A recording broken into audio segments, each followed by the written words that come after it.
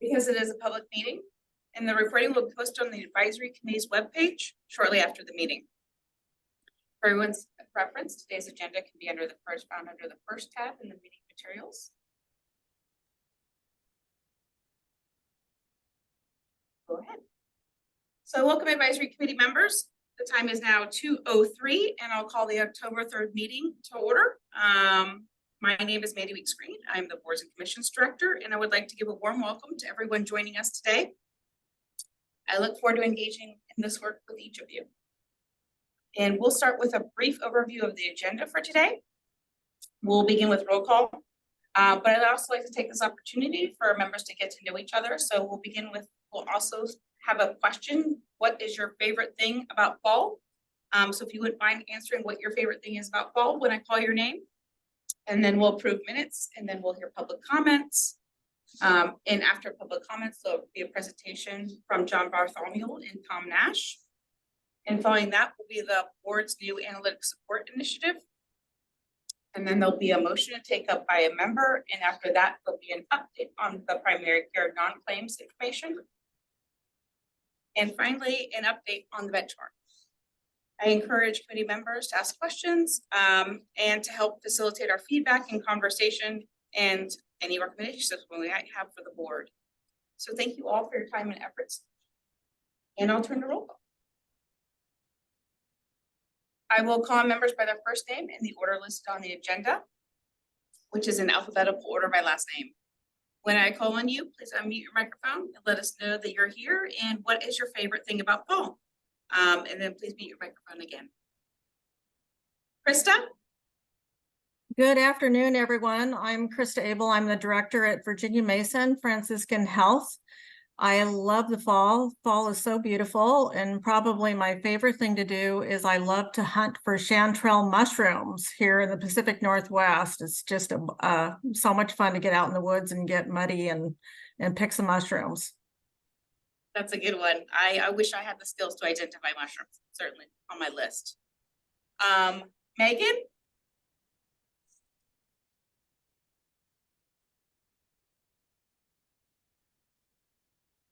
Megan? Amanda? Hi, good afternoon. Amanda Avalos, Deputy for Enterprise Analytics with the Washington State Healthcare Authority. And my favorite thing about fall, I do like fall. It's one of my favorite seasons. And I think the windy, rainy nights are something that I enjoy. I can curl up with a good book. That is good. Allison? Allison? Jonathan? Hello, everybody. Jonathan Bennett, VP of Data Analytics at the Washington State Hospital Association. I think my favorite thing about fall is probably the changing colors. Maybe actually it's probably football. It's definitely got to be football. You know, there can be more than one. Bruce? Hi there, Bruce Breaker, Peninsula Community Health Services. And I think I like freshly harvested apples. Sorry, do you like to harvest apples? Is that what I heard? I like eating them. Oh, that's excellent. Jason?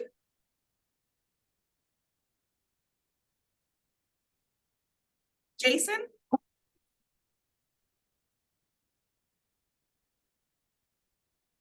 Chandra?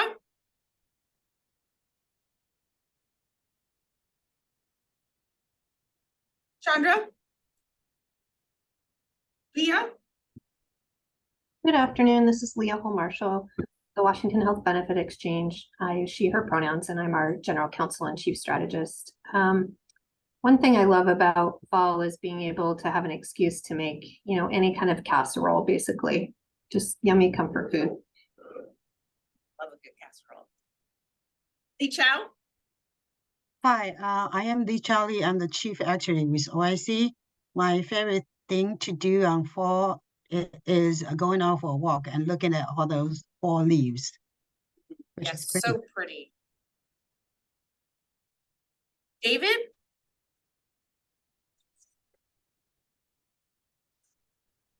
David?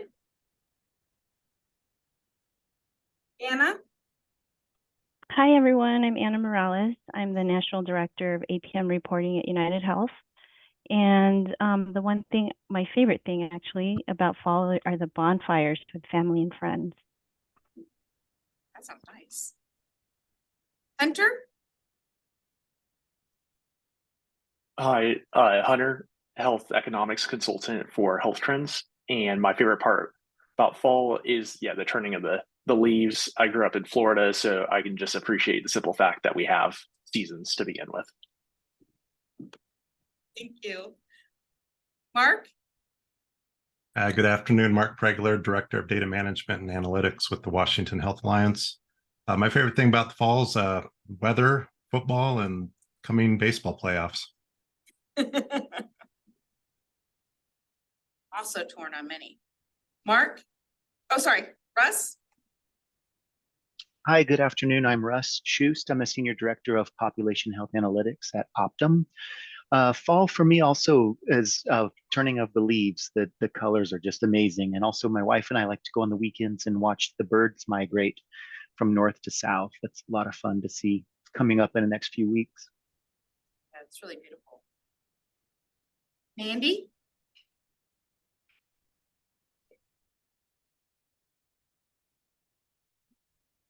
Mandy? Julie? Hi, yes, Julie Sylvester, Senior Contracts Consultant from UW, and I absolutely love fall. And so I think it's everything from scary movies to the leaves to the pumpkins and football, everything. There's definitely no problem having fall as your favorite time of the year. Thank you, everyone. So will you please join me in turning to your second tab in the book? We have 2 meeting summaries to approve due to the last meeting being a joint meeting. And as a note, the recordings of the last meetings are posted on the committee's webpage for reference. We will use the consensus process to vote on approval of the meeting summaries. And the first one we'll take up is the April 2023 meeting summary. Is there any discussion of the meeting summary or proposed changes?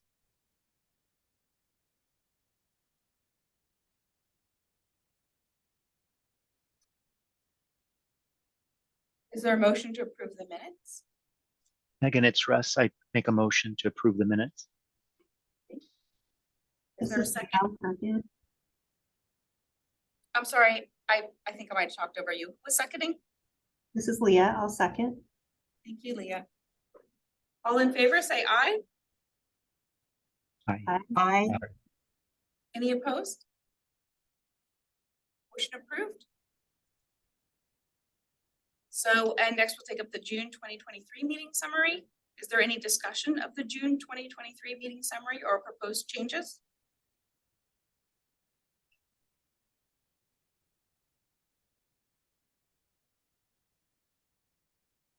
Is there a motion to approve the minutes?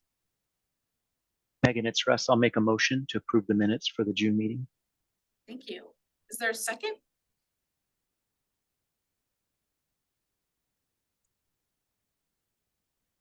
This is Amanda. I second. Thank you. All in favor, say aye. Aye. Aye. Aye. Any opposed? All right, motion approved. Thank you very much, members. Next, I'd like to welcome any public comments. Public comments submitted in writing can be found under the 3rd tab in the book. And if you'd like to provide public comments now, please raise your hand, and then we'll call on you from individuals who have signed up. And when you're called, please please respond that you'll join as a panelist.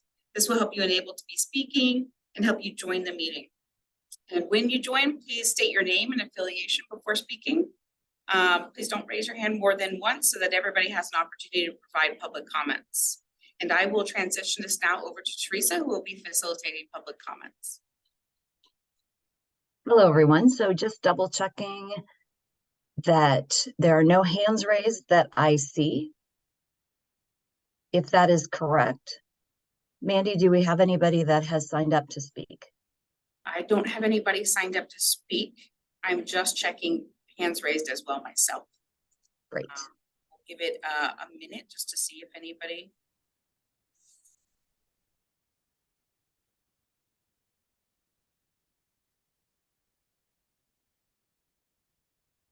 Would like to provide public comment. I also do not see any hands raised. We should probably wait until 2:15. So because this is a public meeting and because we have a specific time that we've identified publicly, we want to make sure that we don't end the public comment before it has started on the agenda in case someone is joining right at 2:15 to have that conversation with us. Thank you. Good capture. And I still don't see any hands raised.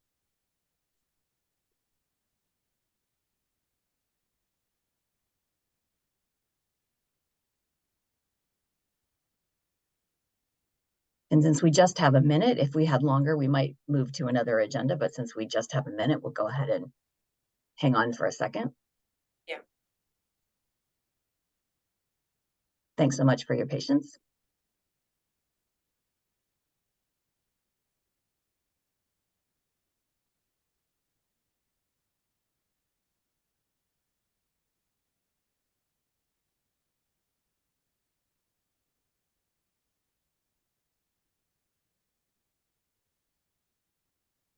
I know we've introduced you in other meetings while we have the opportunity. Teresa, would you like to introduce yourself? I'm not sure that the committee members, I just realized, I'm not sure that the committee members have met you of this particular committee. So we should probably just take this opportunity while we're waiting for public comments to introduce you. So I will allow you to introduce yourself to the committee, and I'd like to introduce you to my co-host. Great. Thanks so much, everybody. Hello. I think I've met several of you, and I know several of you from other lives that I've lived. My name is Teresa Tamura. I am the Operations and Engagement Strategist in the Policy Division, work with Mandy as colleagues and Marty and Michelle, and lovely to be here. Thanks so much. And I'm going to facilitate a little bit later when it comes to the IHME conversation that we're having with Professor Joe Dielman.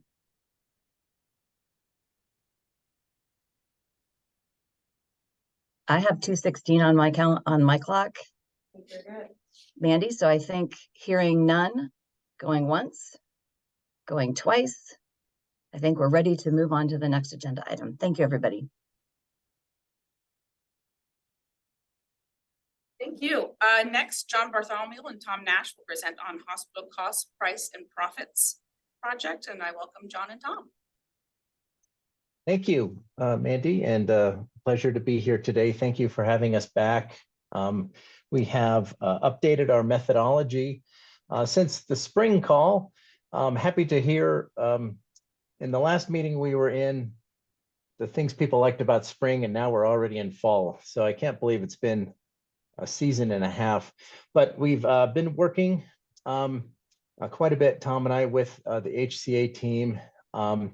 There have been a couple of delays, and I did want to address those on the front end here.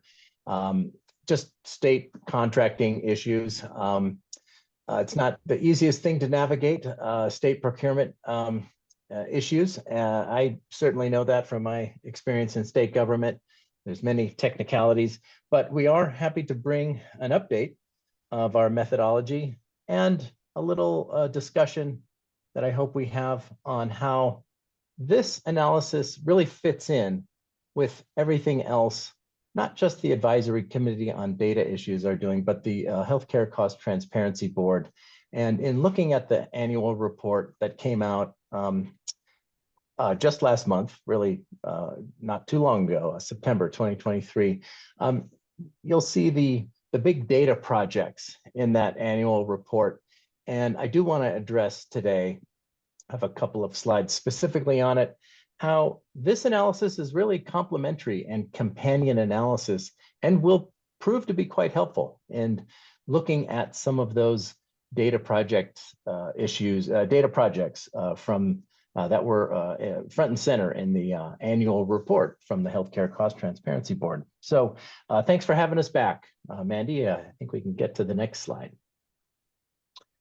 So just to review this analysis, among some of the things we'll discuss of what I just kind of planted some seeds on is really to look at the Washington hospital industry and compare the Washington hospital industry to others across the nation, to other hospitals that are like individual hospitals, compare regionally.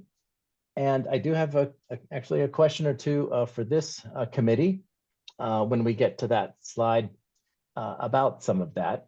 And then once we are reviewing it, we want to identify the outliers on cost, profits, on price, and start to put together a story of what might be driving some of these outliers.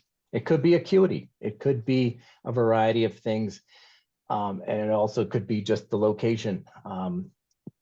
So just a little refresh on these questions. These questions have not been updated. These are the same old questions we've been addressing in this project. So thank you. We can get on to number 3. So the Healthcare Cost Transparency Board met in April and reviewed the data projects overview.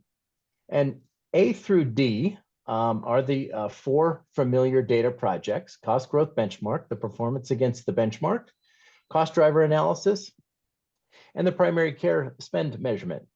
And what I'd like to identify is this hospital cost, profit, and price analysis as it's kind of either a 5th item or how this item, this hospital cost and financial analysis, really fits into and can inform your cost growth benchmark on total healthcare costs, and provide a little alternative review of cost driver analysis as well. So let's get into that with the next slide. So this project is essentially, as some of you are very familiar with, a financial review of public hospital submitted data to the federal government.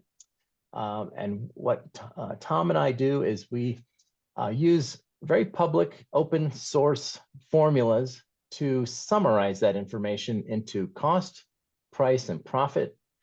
We do this over a number of years, so therefore we have some trends.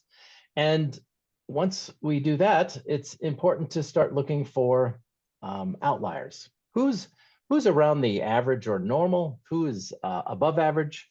Who's below average? We like to focus on the outliers above the average and try to identify what might be causing those. So this reflects individual hospital financial trends. And what we want to do in IDing outliers is find like hospitals, whether it's within Washington or looking across the entire country, for hospitals that have similar traits. We want to look at these hospital trends and risk adjust where we can. We take advantage of the Medicare Case Mix Index to identify possible acuity differences, as well as other kind of specialties of a hospital, whether it's level of teaching or intensity level, and bed size, actually, too. And I just want to point out that this is a companion project to the cost driver analysis and the cost growth benchmark. Hospitals comprise, about a third or more of the healthcare trend, healthcare costs. So when you're looking at a total cost of care trend and trying to hold, I know the cost growth benchmark for the current year is about 3.2%, going down, hopefully to 3% in 2024. In looking at that, we want to see what components are driving how the costs below the total cost of care are happening. And we want to look at the actual industries, hospital types, provider types, especially hospitals, since they comprise over a third of the spend.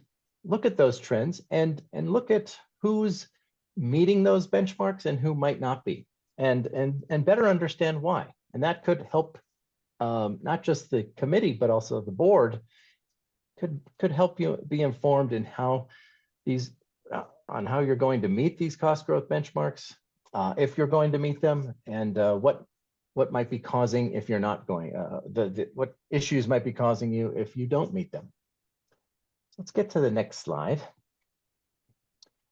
So on cost driver analysis, there's been a lot of focus to date on this project on the claims and patient experience. What are the diagnoses that might be driving this?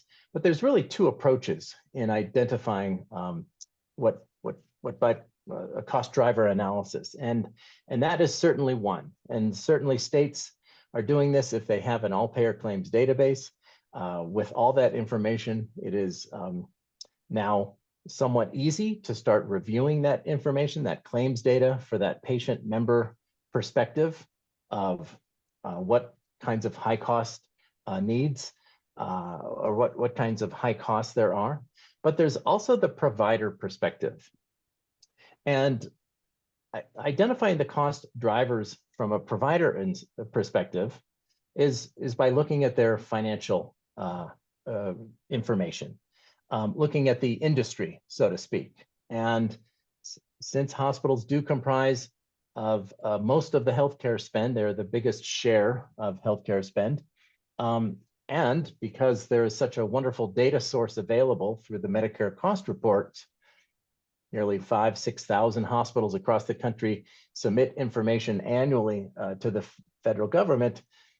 This is a rich data source as well to provide that provider perspective of cost driver analysis.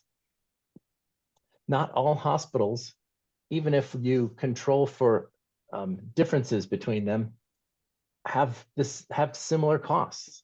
There's actually quite a bit of variation, and Tom's and my experience in a couple of different states, we have seen quite large variation in cost of providing, whether it's broken down by patient or service. There's even more information available now with the Federal Price Transparency Act. There's quite a bit of variation on price too, but we want to get to the cost variation and then look at profits as well. In aggregate, the Washington hospitals are not that profitable, but that doesn't mean every hospital within Washington is not that profitable.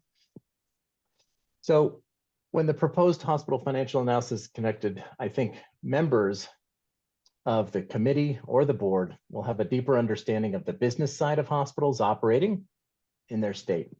And I think that'll be vital in knowing which hospitals are high cost, normal cost, high price, normal price, or which hospitals have normal profits or high profits. Let's get into the next.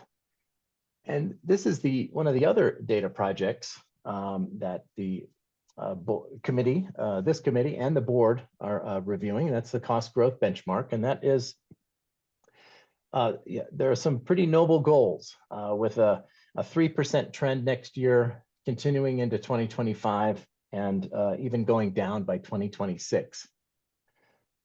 Like I said, in the cost driver analysis, understanding hospitals down to their cost individually, controlling for what we can and what might be driving the differences in costs, and understanding the variation is going to be key in understanding if, for example, the trends don't come in at those benchmarks. So we have a 3% benchmark for 2024.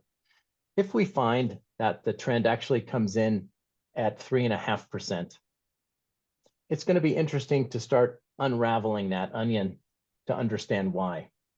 We can look at the premium trends from health plans. We can look at the population costs, look at APCD data. But it's also going to be, I think, important to look at the industries who are supplying the services for that trend. And one of them is the hospital industry. We have great data. Now there is a little bit of a lag to that data, so we will have to do our best as we wait for that data to come in. But if your trend for 2024 is at 3.5%, it will be very interesting to see what hospital cost trends are. Are some hospitals are just a little less efficient than others. And there are a few metrics that Tom and I have created using publicly available data with publicly available formulas, methodologies to triangulate. Is this how this hospital's cost compares to another? And I think that's going to be very informative on whether the state is reaching its benchmark goals or not. And like I said in the last slide, board members and committee members will have a deeper understanding of the business side that are of hospitals operating in their state. So let's go to the next slide. But I really was hoping maybe there'd be a little question or something, a little discussion. Please interrupt committee members if any of that sounded off or wrong. I'd love to just have that discussion with you. So we've seen some of this information before, and we've updated some other information here. But we, like I said in some of the early slides, we look at information that's self-reported to the federal government called through the Medicare cost report. We break that information down into hospital-only costs, which we have summarized into price per patient. We've looked at what we call price per patient by looking at net patient revenue, adjusted, divided by adjusted discharge and adjusted for Medicare case mix index. This adjusts the price for acuity differences. We want to look at profits as well. There's two types. One is a more narrow profit review, which is looking at just the hospital services or what we call the patient services profit margin. But we also want to look at total profit because there's a lot more going on than just the hospital business within a hospital. And total profit includes a lot of the other revenue and expense. And another indicator of cost efficiency is looking at a Medicare payment to cost ratio. Every year, a bipartisan group called MedPAC comes out with its review of where prices should be for Medicare for hospitals. And what they do is they spend a great deal of effort setting a price in Medicare to allow access to their beneficiaries, Medicare recipients. But they also are setting that price for an efficient hospital to essentially break even within 1% or 2%. And that is stated in their report every year. So looking at how a hospital's payment to cost using just this Medicare component, which is available in the Medicare cost report, actually provides a great indicator of how cost effective they are or how cost efficient they are. For example, if a hospital's measure is 1.0, they are essentially breaking even on Medicare. However, we do see hospitals much less than 1.0, which means they are losing money on Medicare, and much more than 1.0, which means they are making money on the Medicare, serving the Medicare population. So there is a great indicator just in and of itself, looking at the Medicare payment to cost ratio. An idea for the committee here is, in addition to looking at like hospitals, which we do have a couple of slides on how we do that across the country, is looking at a regional comparison. Tom and I work in a couple of different areas across the country, and some areas like to compare themselves to the states around them that are similar to them, whether it's in population size, urban, rural mix, or personal income levels. But others also like to use a regional comparison using other metropolitan districts.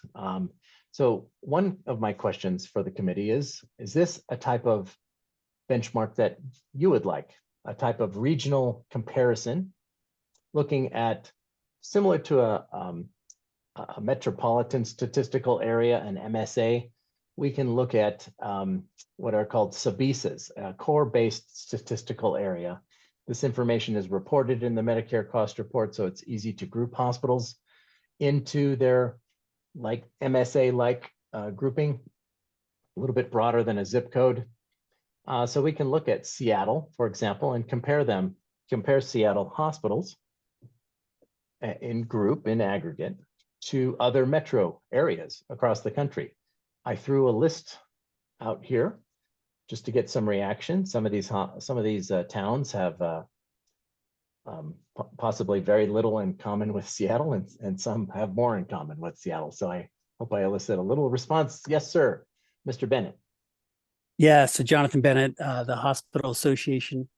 So just a couple questions on the regional benchmarking piece.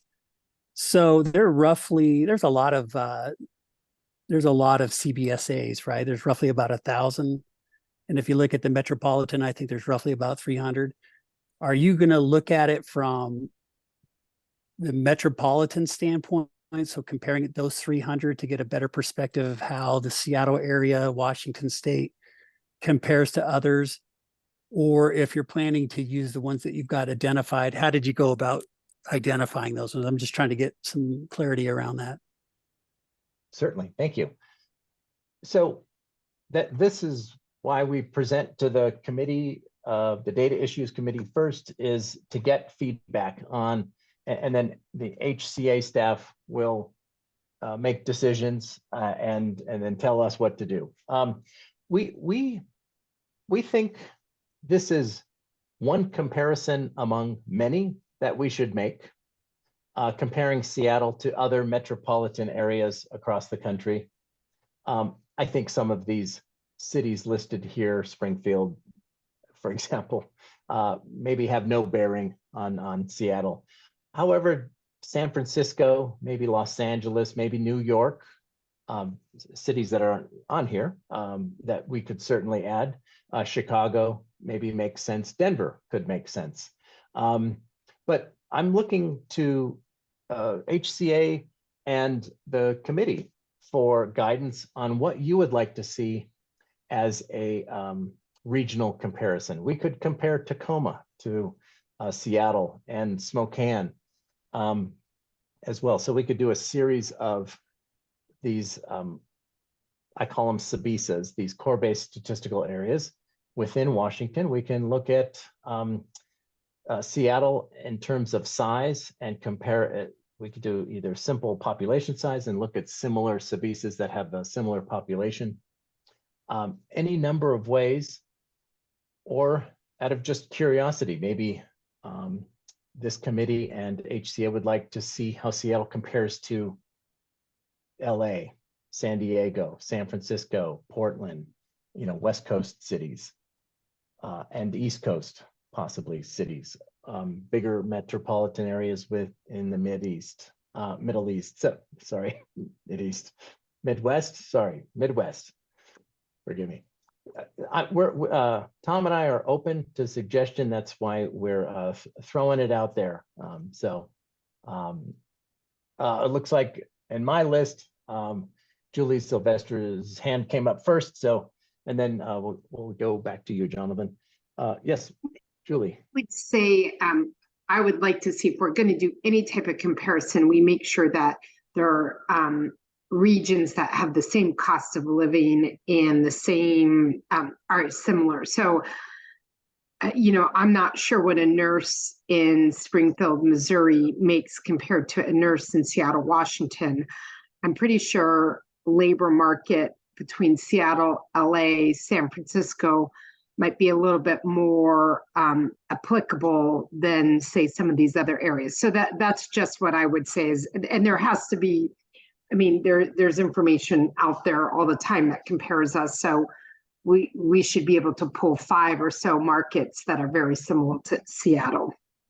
Okay, Julie, I just want to point out, all of our costs are adjusted for wage and labor differences across the country, okay, as well as the cost of living. So those are automatically baked in.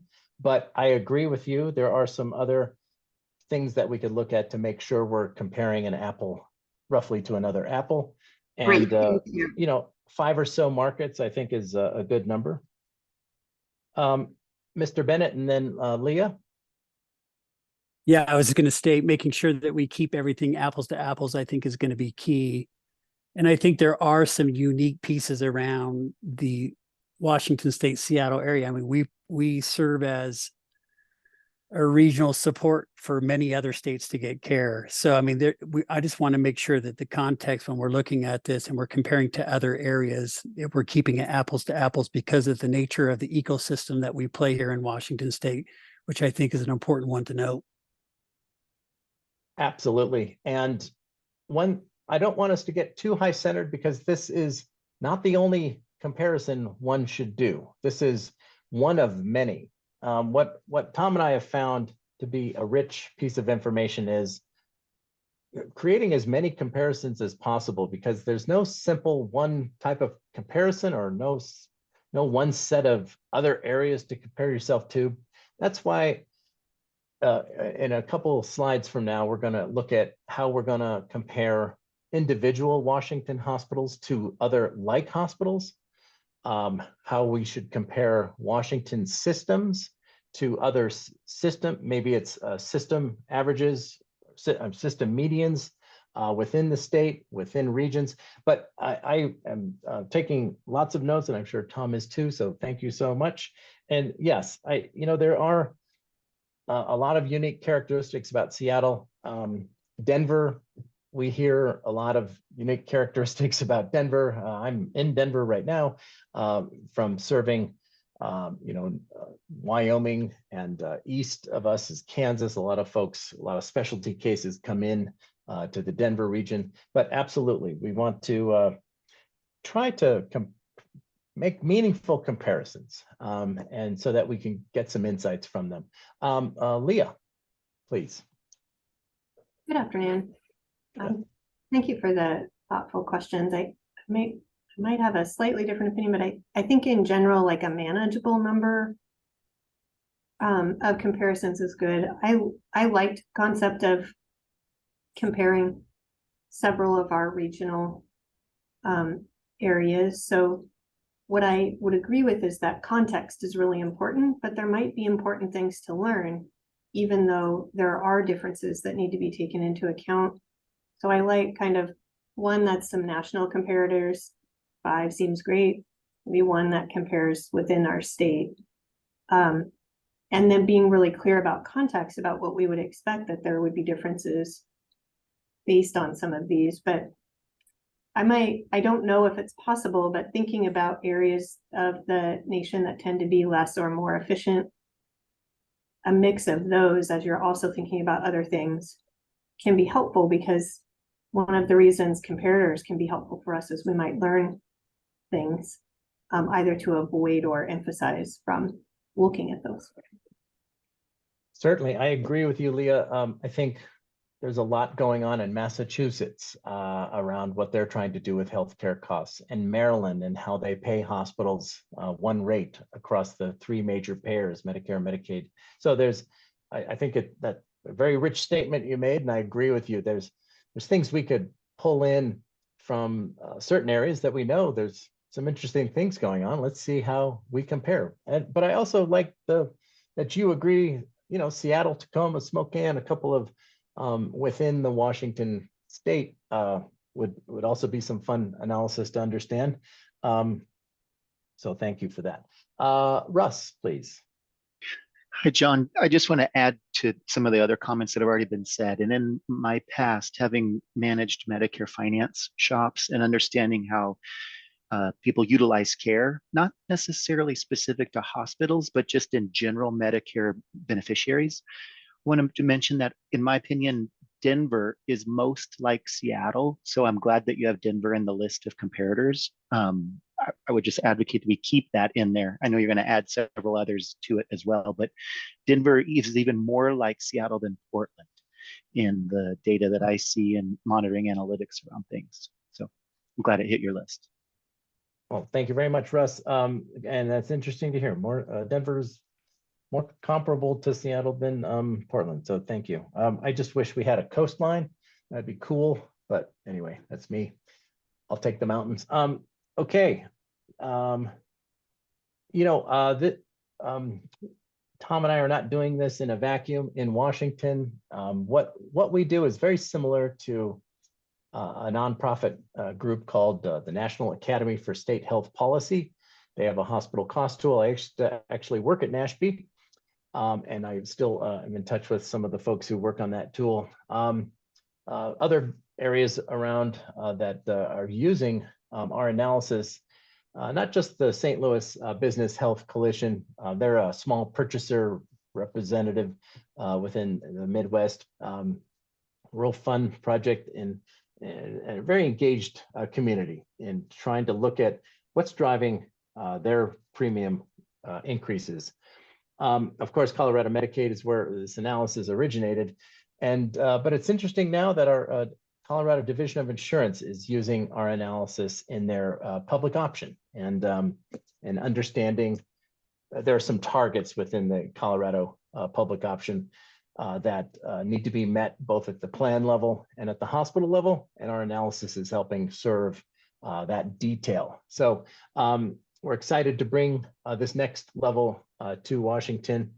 And now that we've kind of gotten through some of our delays over the summer, we're excited to get back to work. So let's look at the next slide. So like I said, our costs on all hospitals in our database, but for just under 5,000 hospitals have, and this, in April, I talked about how we met with certain members of this committee. So thank you very much for that support and the guidance we received. But our costs are adjusted using a labor wage index that CMS provides. And then and we apply that to the hospital only costs, but just their administrative costs, just their overhead costs. The rest of the costs we feel need to be adjusted based on a cost of living adjuster that's a little bit more typical, like a COLA adjuster. We use the Council for Community and Economic Research.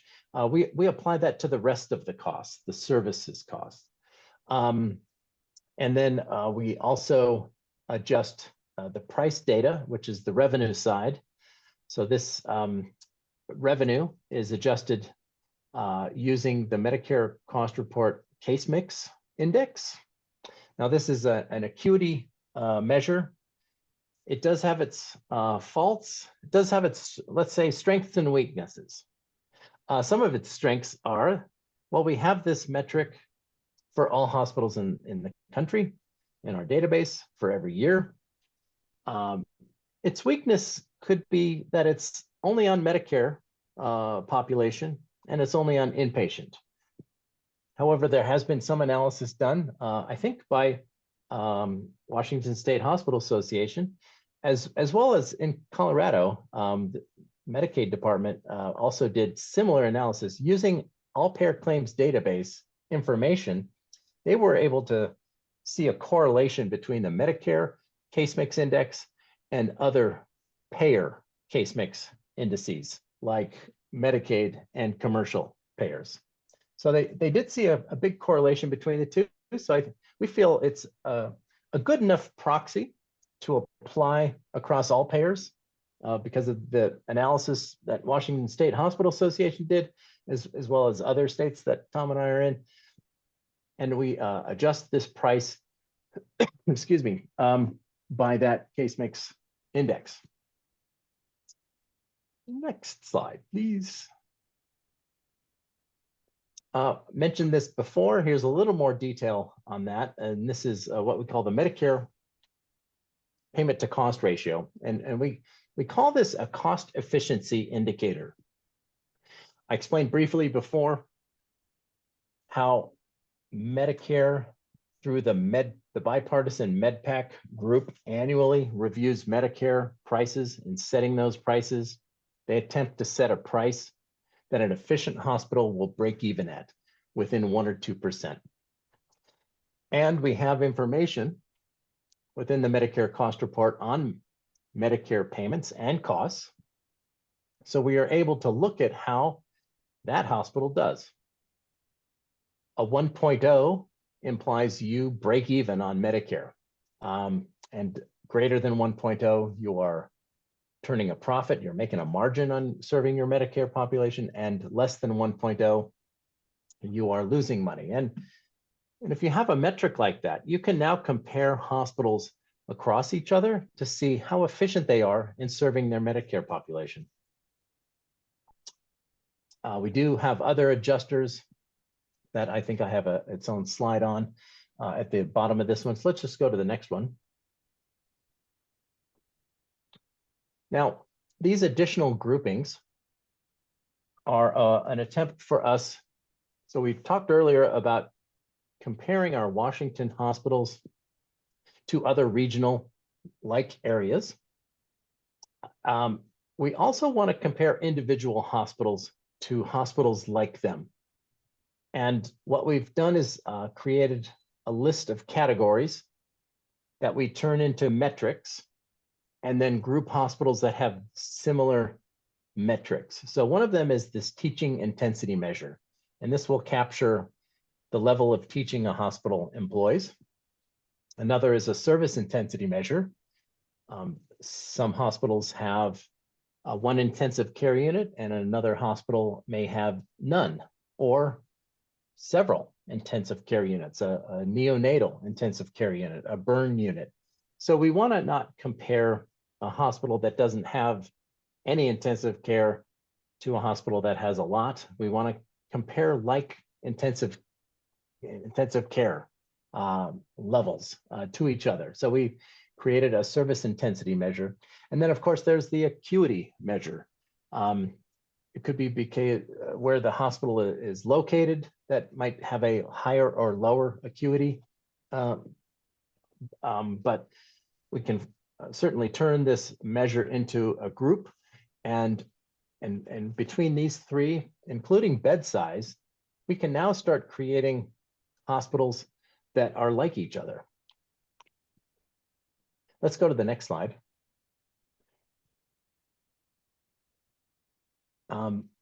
So this is kind of looking specifically at Washington now. We want to look at the bed size, the Medicare case mix. We create quartiles and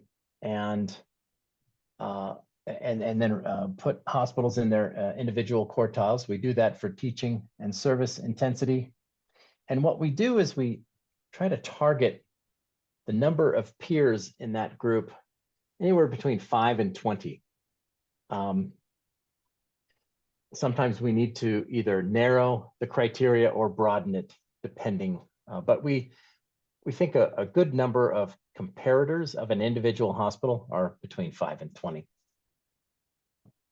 And the next slide, that was all we had. I want to apologize to Tom. I think I took a couple of your slides, Tom. So sorry about that. Okay, Mr. Bennett, yes. Yeah, no, I appreciate the presentation today and presenting it. I do have a couple of questions. I was curious with these ways to kind of risk adjust or do appropriate comparisons. Are you looking at those individually, like case mix is one and service intensity is another, or are you doing a composite score? We're doing a composite score. We'll select for any given hospital, we'll select hospitals that fall into the same quartiles for each of those. Okay, and on some of these other pieces, have you considered other service intensities? I mean, the intensive care, some of the things that you called, I think are important, but I also think there are other services that would add cost to an encounter for a patient that you may want to consider as well. Yeah, I mean, we'd love to hear examples. The question is it information that's available in the cost report such that we can do that for all hospitals or not? Again, by using the service intensity and then also the Medicare case mix. We're hoping to get hospitals narrowed down to similar hospitals using those two in particular. Okay, that's helpful. I just have a quick question. I think I'm remembering this right, but I could be wrong. So correct me if I am wrong. Back when we met in April, you had mentioned that you plan to have the analysis ready for the board in October. Is that still the case, or is this still a work in motion considering some of the delays that you experienced? Well, no, that's not still the case. We are delayed. A few issues over the summer delayed it, including the procurement side. So we are, Mandy, correct me if I'm wrong, but I believe we're presenting just, are we, frame it as a question. Are we presenting this? Yeah, no, of course, I'm happy to jump in. And John and Tom are right. There has been some delays with regards to procurement on this side, and also the board schedule is very packed. So it really hasn't enabled an time frame in the upcoming meetings, but hopefully 2024. Okay, and then I guess my final question. We actually just got the slide deck yesterday, so we haven't had a chance to dig into it. John and Tom, if we have additional questions or feedback, can we work with you on those? Absolutely. Yeah, we appreciate feedback. And I think what Tom said is pretty important to pay attention to, though, because we want to compare hospitals to each other. If all we have is information from just that hospital or just Washington hospitals, that's probably very valuable, but it's not this analysis. It's not for this analysis. This analysis is to identify a review of costs at the hospital level compared to certain regions, the nation, and other like hospitals. And in order to do that, you need information on all those hospitals. So, so I think constructive criticism is that if it's in the MCR and then Medicare cost report, we are more than excited to hear your input. But if it's just a data source that might be only available to Seattle hospitals or Washington hospitals, that I'm not discrediting it. It could be very rich in information and useful, but it's not this analysis. It's not this project. Does that help, Mr. Bennett?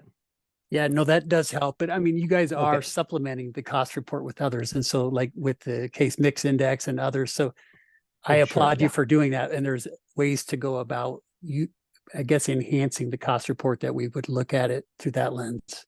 Yep, great. Yes. And yeah, if it's available nationally, we're more than willing to use it. And if it costs money, we're more than willing to ask HCA if they want to buy it.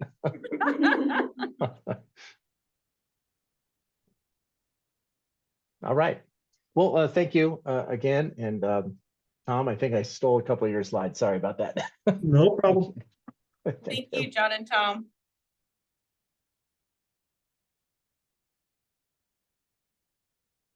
So next on the agenda is the board's new analytics support initiative.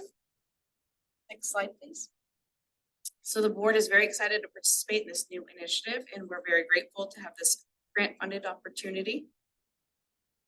I know many members of this advisory committee are familiar with the initiative because there was a presentation by Joe Dealman at the previous joint meeting of the advisory committees.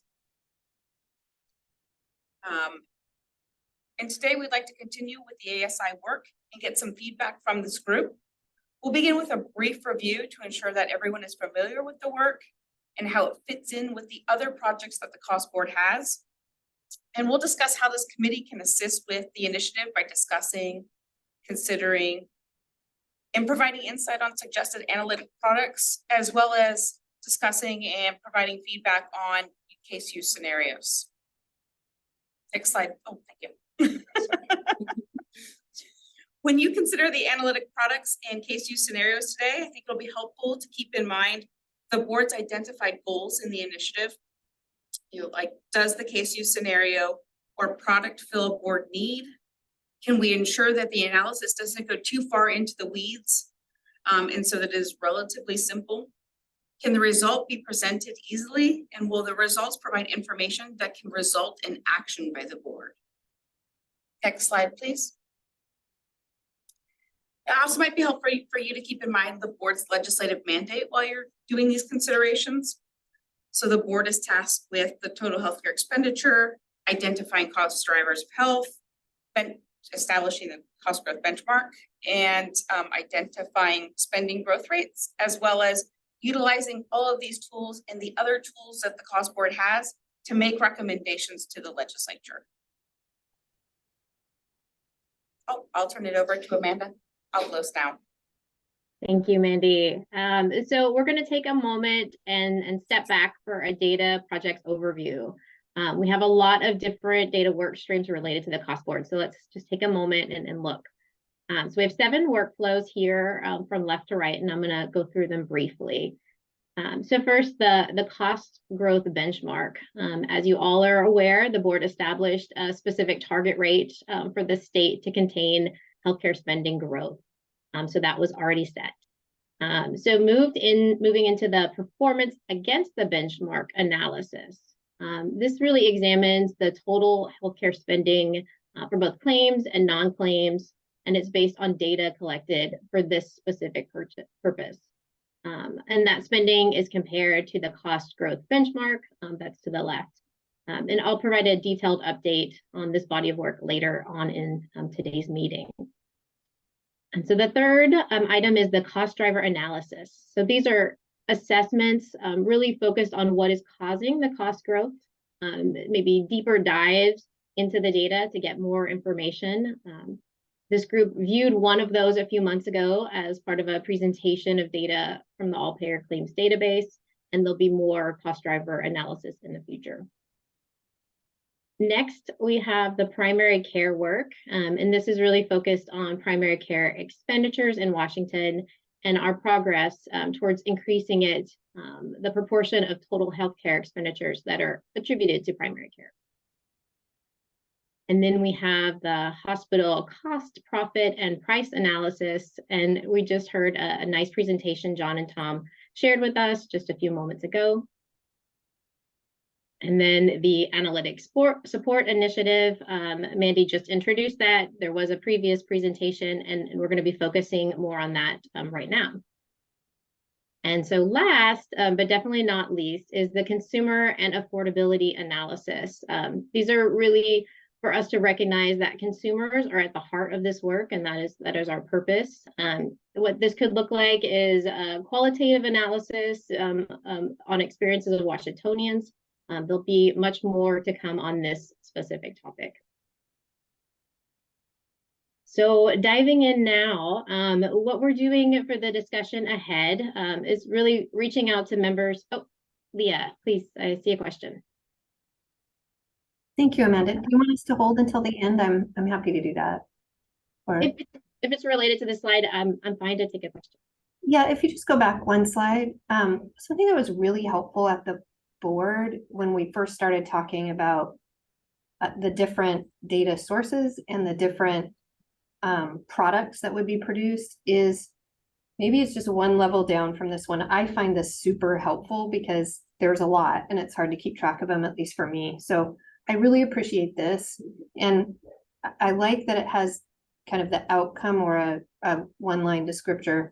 But if you go back to those early slides, it might be helpful because it really showed how they either relate to each other or feed in. And maybe one more descriptor or picture, because for example, the cost growth benchmark isn't on hospitals alone. Hospitals are only one component. So I don't know exactly how you would show it, but some of them are feeding different parts of the picture where some of them are more of an overview. Thank you, Leah. I think that's really great feedback. There is work, and I think you may see this at an upcoming meeting. Our Chief Data Officer, Vishal Chaudhry, is putting together information to show that framework and the interconnections of all of these. And so a similar kind of visual way to take in, yes, there's a lot of different work streams, and here's how they connect, and this is how they're part of a larger framework. Okay. So thank you for those suggestions, Leah. Appreciate it. Certainly. Okay. So next slides. Okay. So right now we're going to be focusing on what's coming up next for this conversation. We want to make sure that we're getting input, feedback from this group, this committee, so that we're able to identify the analytic projects that are going to be most valuable. So these are going to be used to advise the cost board, but we really want to make sure that we're hearing considerations from this group. You can see here on this slide, there are 3 different areas we want you to consider as we're identifying what direction to go in for the IHME work. The first is the high probability of influence. So really, we're wanting to make sure that we pursue an analytic project that is relevant, that is valuable, it's actionable for the cost board and their policy decisions and considerations. Also, we want something that is high impact. So we want an analytic product that can be relevant and has the potential to meaningfully contribute to fulfilling cost containment in Washington. We want to make sure that it's something that is impactful. And then lastly, we want to make sure that we're not duplicating. We want to make sure that the analysis that we're advising them to pursue is complementary to the rest of the other workflows around data that's happening within this body of work. So we want it to be novel and complementary, well aligned. All right, so I'm going to hand off now to Joe, I think at IHME for this next slide. Thanks, Amanda. So I'm going to just present. Joe, you have an echo. Maybe you have a double microphone on. I don't, but give me one quick second. I'll try a microphone. Sure.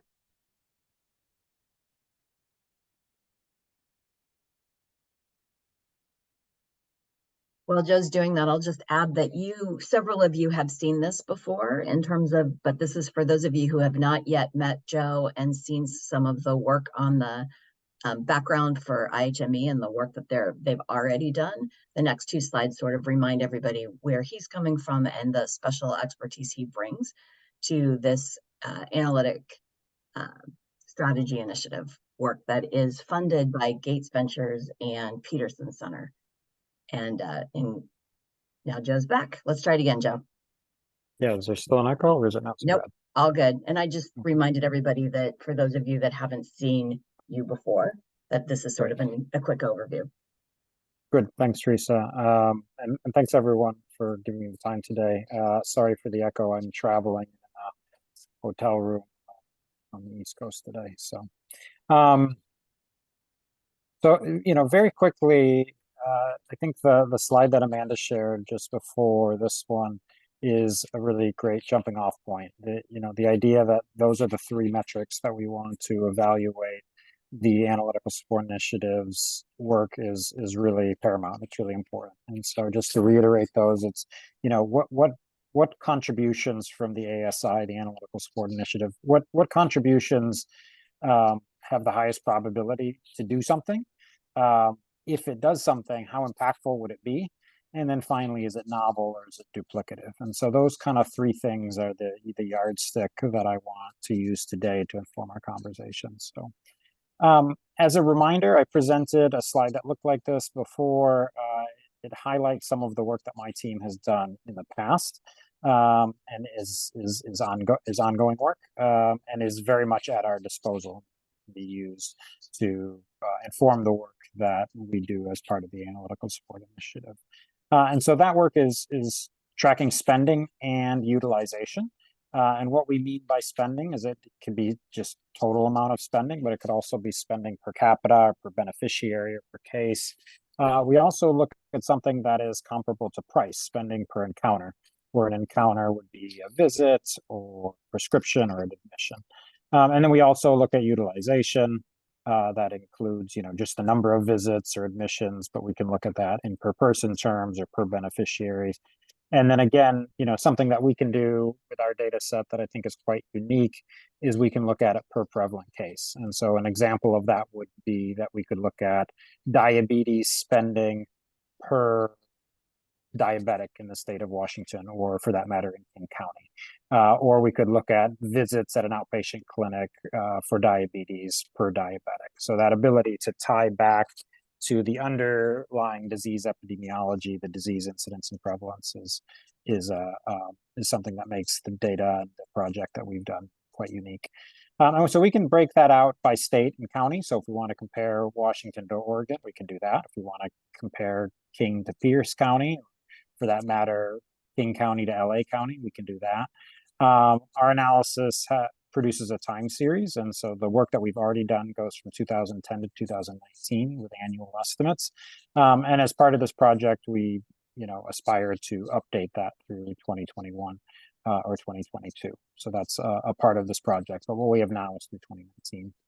We can age standardize, and what it takes to age standardize is to have all of these estimates measured by age and sex group. So if you're specifically interested in pediatrics or geriatrics or a specific age group, age band, we can pull that out of our analysis. And then we look at 4 different payers: Medicare, Medicaid, private insurance, and out-of-pocket. So those are categories that obviously, in the case of private insurance, includes a lot of different payers. But Medicare and Medicaid, each with their managed care components as well included. And then finally, we look at 7 types of care. We can look at inpatient care, outpatient care, emergency department care, dental, nursing facility, pharmaceuticals, and home health care. And finally, I think what makes the data set quite unique is it's disaggregated by health condition. So the example I gave before was diabetes, but if you want dementia or ischemic heart disease or depression, we can look at visits and spending per capita and per case, or visits per case per beneficiary by any health condition that we're interested in. Go to the next slide. Some of the other assets that the team has produced over time is the ability to line up with the disease epidemiology data, like I already mentioned. So that's disease-specific prevalence and incidence, also mortality estimates and life expectancy. We can align our data set with modifiable risk factors. So if we're interested in knowing the, per place, by place, interested in knowing the spending or the visits that are attributable to something like smoking or high blood pressure, we can back that out of our estimation. We've done some work on hospital market concentration and insurer concentration as well, but really at the more granular level, we have estimates by hospital of market concentration. We have done a fair amount of work on what it means to measure value, and that can be done at as granular level as you want using our data set. So at the county level, or for specific age groups or specific diseases. And so that measure of value is something we've used to look at variation across different diseases and across counties. And then, finally, we can do kind of our own style of drivers analysis. We're able to break out the demographic component, the epidemiology, and some of the health services things like disease prevalence or utilization, or some of the price variables. So that's kind of a background of what we've done in the past and what might be of use to the Analytical Support Initiative. If we go to the next slide, it just kind of highlights the main questions that we hope to talk about today. And really the next 2 slides, what I'm going to do is just present some of the analytical products that we could produce with the HCA. And the question that we have for you is, what do you feel like would be most useful for understanding and controlling costs in the state of Washington? And, I think it's key that these, the products and what we produce through the Analytical Support Initiative is novel in the sense that it's not duplicative with maybe some of the other work, like the hospital work that we just discussed, or the other cost drivers analysis being led by OnPoint. And then the last question here is, are there other pieces that you think, from your own experience, that a group like ours, in conjunction with this Analytical Support Initiative, this kind of new project, that something we could be producing that isn't in the list? So these are the 3 questions to keep in the back of your mind, and we'll have 2 slides that just kind of identify some of the things that we've been thinking about. So we switch. Here's the first one is, our data set is very good at looking at price and spending variation and utilization variation across counties or across diseases, across age groups. That's really what the data set was designed to do. And for that matter, it can look at price variation over time. So we can look at a time trend and ask the question of how is price variation changing? And again, we can do that specific for different payers. So if we want to do that for private insurance versus Medicare, we can also do that for inpatient care, outpatient care, any of those types of care that I mentioned. And then we can do that by disease if we're interested too. So if we want to see changes in spending or spending per diabetic on diabetes, to stick with that example, that's another thing that we can pull out. So that's, essentially the first analytical product is an exploration of variation in spending and utilization. The second is to do the same thing, but to adjust for risks. I'm happy to talk on different ways that we could do that. Right now, I think suffice to say, the question is, should we do that? The third is to do the drivers analysis that I mentioned. We can pull out really the demographic drivers, the epidemiological drivers, and the health system drivers. And then similar to, what John was just presenting on is we can do analysis where we're comparing like for like, and we can do that at the county level. We can do that by disease if we want, but we can do in some ways a matching exercise to look at trends over time or spending levels. Again, doing our best to compare apples to apples, and that can be in a national sense or within the state of Washington. So those are four. The next four are on the next slide. We can look at this measure of value that I mentioned before. We can look at that measure of value by county. We can look at it by across time. We can look at it for specific diseases and how they're treated in the delivery system. Letter F there is, essentially taking our analysis on market concentration and those measures of hospital market concentration and looking within the state of Washington, how that's related to prices and utilization. So it's not so much about reporting on market concentration, but more an analysis of within the state of Washington, how does over time and over geography, how do we see market concentration of hospitals impacting the price and utilization. The next is just to explore some of that variation and to report specifically on the variation and how it's changing over time. And then the very last one here is thinking about spending effectiveness. And this is analysis that we've had peer reviewed and published that looks again across space or cause of illness on where there is the most effectiveness. This is, in some ways think of it as like a cost effectiveness ratio, but think of it more for actual spending. So the realized spend rather than the hypothetical cost of treating a disease. So again, those are the kind of 8 potential products that we've been talking about. And if we go to the next slide, it just kind of reminds us of what those main questions might be is, what of these do you think is useful? How do we make sure that this isn't overlapping with other, other analyses that are being produced for the cost board? And then are there other things that you think would be particularly useful that maybe are akin to some of the things I mentioned, but a little bit distinct? So let me turn it over to the group to ask questions and answer these. And then we really just have one more slide after this. Any comments from the group? And I was just going to add that we'd especially like to hear from people that we haven't heard from before today already. So that would be great. So just raise your hand if you have something to say around any of these 3 questions. We don't have to take them in order. Or if you have questions for Joe. Russ, thank you. Thanks. Yeah, you're welcome. Sorry, you've already heard from me, but Joe, quick question for you on the risk adjustment model. What model do you use for this? Or are you just saying we should risk adjust? More posing the question of should we risk adjust? I think we would come back to the group with a specific proposal on how we plan to risk adjust. I think what we're looking for today is just feedback on if that should be a priority or if just age sex adjustment is sufficient, or if the group prefers, and thinks is most useful for the board is to have something that's not adjusted. So that's the real question for today. Okay. I would support risk adjusting whatever data set that we use. There's a lot of variation. Thank you. How do other committee members feel about that? Thanks, Russ. Leah, and then Allison, and then Jonathan. Leah? I have already gone, so I can let others go. Sure. What's your? That's okay. Go ahead. Okay. I just want to make sure that other people who maybe be a little bit more introverted have a chance to chat. Go ahead. No, just quickly on risk adjustment, I also agree, but we had a lot of conversation about risk adjustment in terms of using some of the coding because there's clear up coding. So just take that into account as you're thinking about what type of risk adjustment to use. Thanks, Leah. Allison?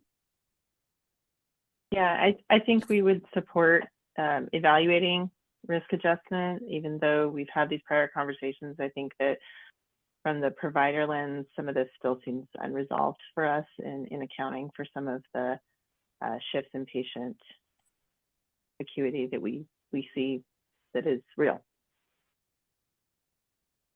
Great. Thanks, Allison. That's helpful. Jonathan?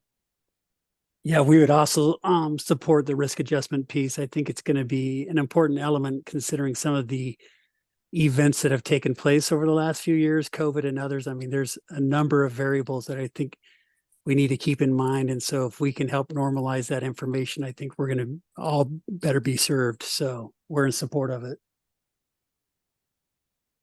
Great. Thanks. So we have a few minutes, so I'm just going to maybe call on some people. You're free to pass, but just if you have anything to add, we'd love to hear from you. How about Anna Morales, and then Lychee? I'm going to call on you next, and I might be saying your name wrong, and I'm sorry. Anna, go ahead. Yeah, hi. Yeah, we actually with United Healthcare, we submit, I want to say 12 different states. So we have seen the risk adjustment in all states. So that would be consistent. Great. Thanks, Anna. As far as any of the other kind of proposed options, things like looking at variation over time or instead variation by county, looking at specific diseases or specific payer groups, does anything jump out?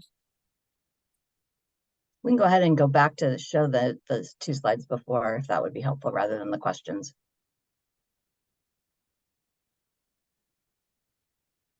So we kind of focused on risk adjusted.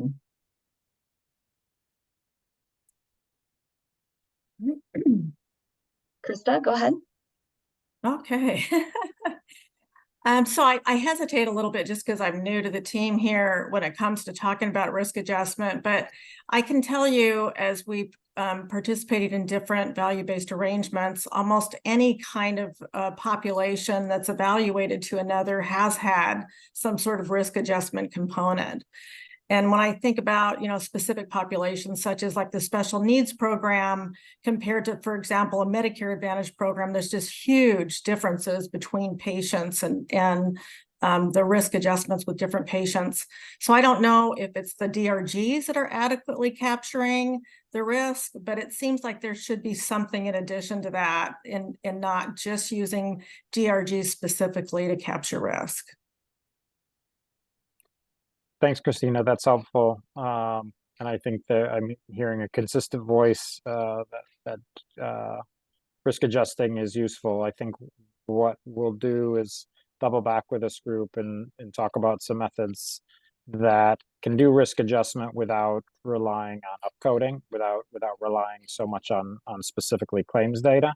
And I'm happy to talk through some of the ideas we might have at a later date on how to ensure we're comparing like for like or comparing apple to apple. So great, thanks so much. And coming off pictures and with your hand raised, Lychee, am I saying your name correctly? Yeah, this is Li Chao. Li Chao, thank you. So yeah, I do agree we should risk adjust that. And then one of the things I think to be considered is there in the Affordable Care Act, the premium setting, there are specific risk adjustment. Maybe you can take a look at that because they were in line with the premium setting. So the other thing is in terms of areas grouping, there's also ACA when they are setting the premium, they are group a certain area in Washington State, there are 9 areas to group it together. I'm not sure about that. That premium setting is actually in line with the way how you want to do in terms of the rating. But that's something you can think about that in terms of the risk adjustment purpose or procedures or methods. Thanks, Licha. So Joe, you You have know- about 10 more minutes. So do we want to see if there's any other thoughts about these two slides and then move to the next one? Yeah, let me pose one question and then we'll take Jonathan's hand. And then if there's nothing else, then we can go on to the last slide. But great. You know, the question I want to pose is for the comparison purposes. I mean, I think that's the whole point of risk adjustment is to, again, to use the same phrase over and over. It's to compare apples to apples. The question I have for the group is, you know, when we think about doing something novel on behalf of the cost board, for the goals of the cost board, really cost containment and affordability for all Washingtonians. Is that, you know, what is the apples? Is it comparing counties? Is it comparing diseases? Is it comparing years? Because I'm hearing this kind of resounding importance of cost adjustment, or risk adjustment, excuse me, which of course suggests that we want to be making a comparison. But I think what hasn't been discussed in this group yet is what do we think the comparison should be? Is it, and so I'll pose that question, take Jonathan's hand, and then if there are any answers or thoughts on that question, I'd love to hear them before we go on to the last slide. So Jonathan, over to you. Yeah, so I appreciate that question. So I'm just trying to get a better understanding, and you may have stated this and I just flat out missed it. That's always a possibility, is you've got more or less information by each state. Is that correct?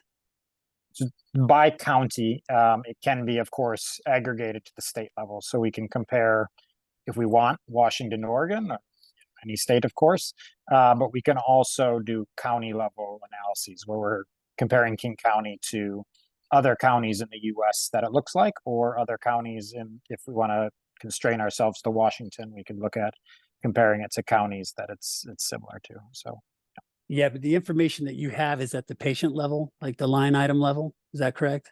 So the data set comes from data at that level, yes. I think what we would do, the comparison would be at the more aggregated level, but what informs those estimates is claims data and administrative data and survey data. Yeah. Yeah, no, I think at the patient level information, obviously, I think it's going to be helpful. The fact that you have it outside of Washington State, I also think is a benefit to this work because it does provide that comparison for regions and other areas. Within the data set, and this may be getting a little bit too far in the weeds, but I'm just curious, do you have a way to link the patients, like a master patient index, so you could look at it from more of a pop health to look at the populations that are being cared for, as well as the care that's being provided? So yes, not quite in the way that you described it, not so much at the patient level, but what we do have is for each county, we have the disease prevalence. So let's just stick with diabetes as that example, but we also, for that matter, could look at risk factors like smoking or obesity.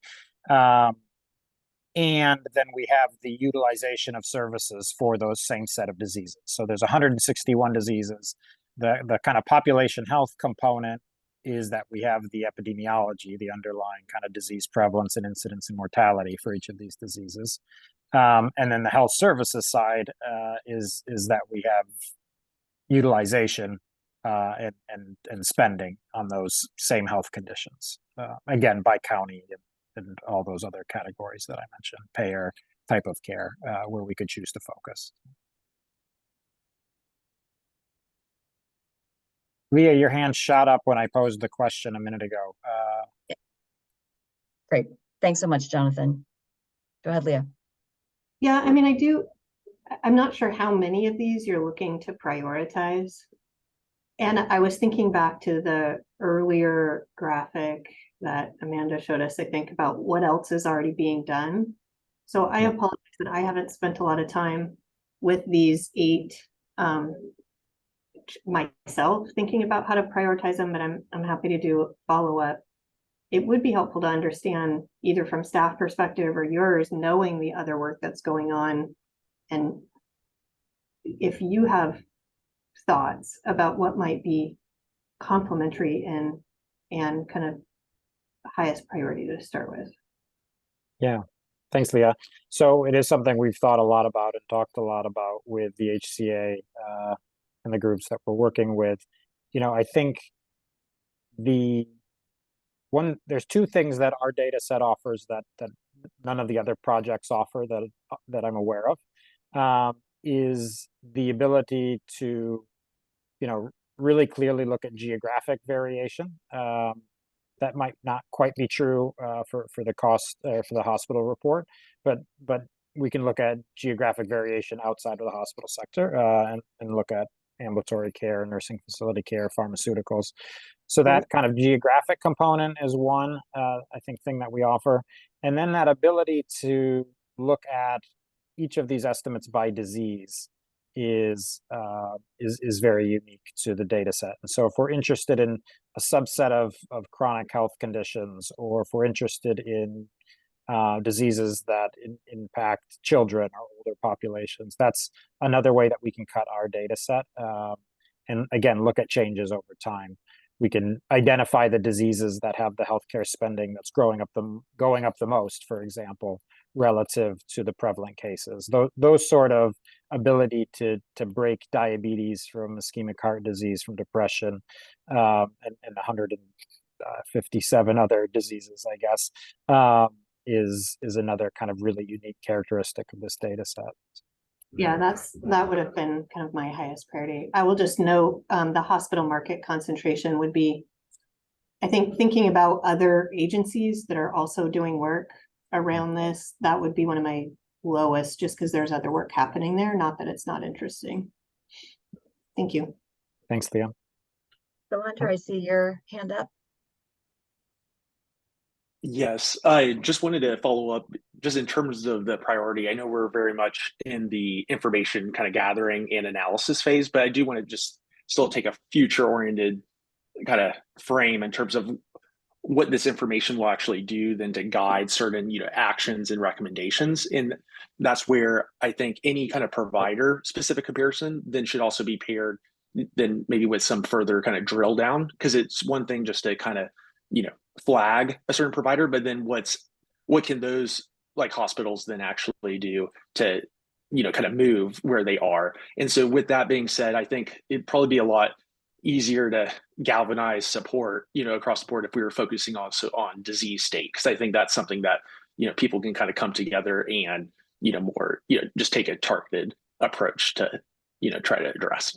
So that was just be my, general recommendations. Like, with any kind of provider comparison, have some additional drill down capabilities.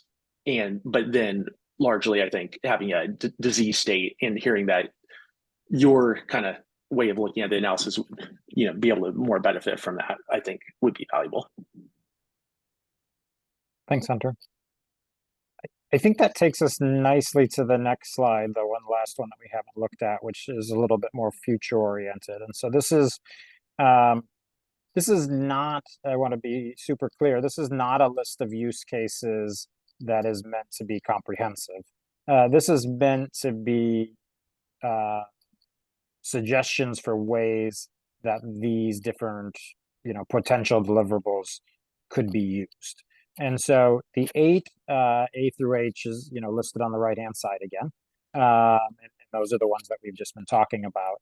1 through 8, the numbers now on the left, are just, different potential uses for those data. And these are purposely kind of pulling from, different projects that, we've seen used by other states, or things that we've hypothesized that the cost board would be interested in. It's by no means meant to be a list of things that are going to happen, or a list of things that, is limiting. It's not that it's just this list. But we wanted to start, I think, in the vein of what Hunter was just asking, we wanted to start to say, well, how would you use these different analyses? So again, the discussion is about A through H, but 1 through 8 is meant to, I think, highlight a little bit how it can be used. And so with this kind of filter, I guess, again, posing the question to the group of, you know, when you see this list of 1 through 8, these different ways that these analyses could be used, does it change what your perspective on what we talked about? Does it make things feel clearer? Does it highlight that one of these products, A through H, is more valuable? And I just want to call it, we're almost at time. Yep. But I think we can also sort of invite the committee to potentially give us feedback after you've had a chance to really cogitate over this a little bit, either directly to Mandy or to I think there's a cost board email that we can make sure all of you have, data committee, that we can make sure that we get this information to Joe after you've had a chance to really think about it. And can take Thanks. comments right now if somebody has their hand up.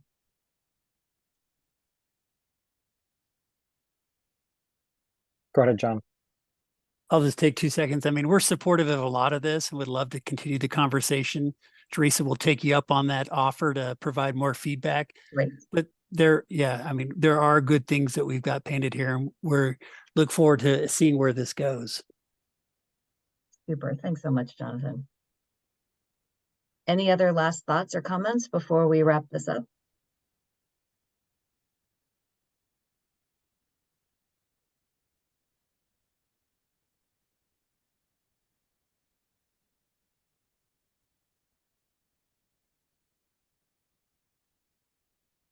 See your hand raised.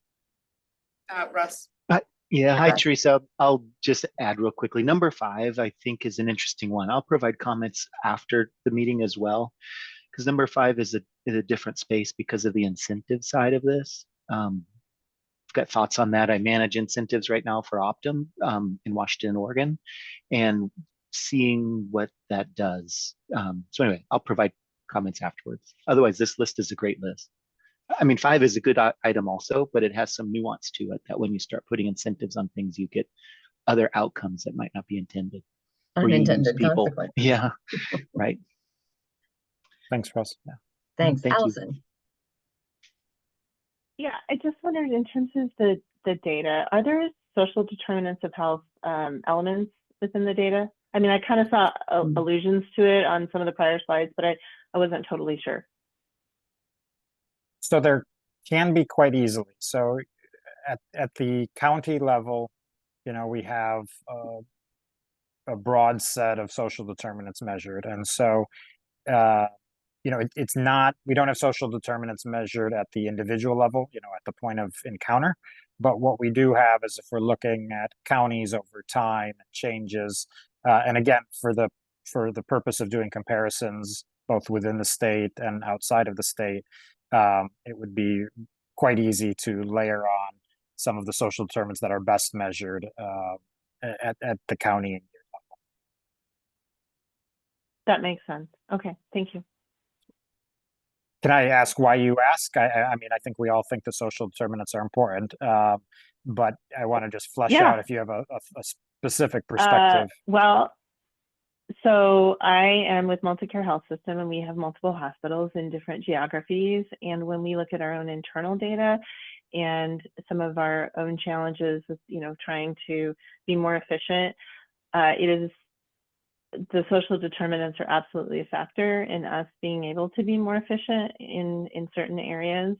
And so that was the kind of the core of why I was asking, because we see that in our own internal look. Yeah. Great, thanks. So Joe, I think we're off time at this point. So we'll go ahead and follow up with the committee members about ways to connect. If you have any thoughts about what we've presented today, what Joe's presented today. Thanks, Thanks Teresa. so much. Thanks, everybody. All right, everybody, appreciate the discussion on this one. Mandy, should I just go ahead and start? Yeah, that sounds great. Thank you. Okay.